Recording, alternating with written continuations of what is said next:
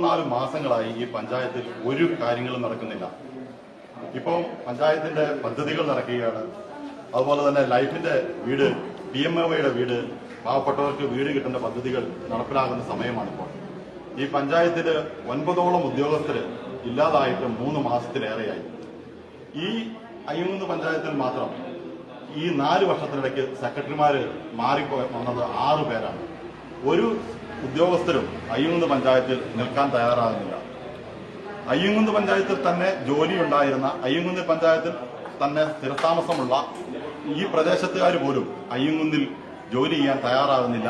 അവർ സെക്രട്ടറിമാരെ ഇവരെ കയ്യേറ്റം ചെയ്യാണ് ചെയ്യുന്നത്.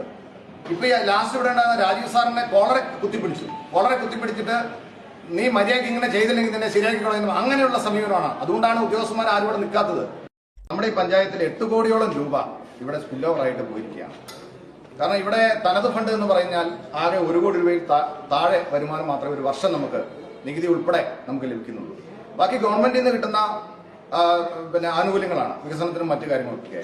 പക്ഷെ അത് സമയാസമയങ്ങളിൽ എസ്റ്റിമേറ്റ് എടുത്ത് ടെൻഡറുകൾ നടത്തി അതുപോലെ DPC കൂടി ആ ചെയ്യേണ്ട പ്രവൃത്തികളൊന്നും കൃത്യമായി ചെയ്യാത്തത് കൊണ്ട് 8 കോടിയോളം രൂപയുടെ വികസനം നമ്മുടെ ഈ അയ്യങ്കുന്ന് പഞ്ചായത്ത് ഞങ്ങൾക്ക് ഉൾപ്പെടെ, ഞങ്ങളുടെ വാർഡിൽ ഉൾപ്പെടെ കിട്ടേണ്ടതാണ്. റോഡുകളൊക്കെ തകർന്ന് പൊട്ടിപ്പൊളിഞ്ഞ് കിടക്കുക. ജനങ്ങളിൽ നിന്നും നിരന്തരം വിളിക്കുന്നുണ്ട്. ഞങ്ങളുടെ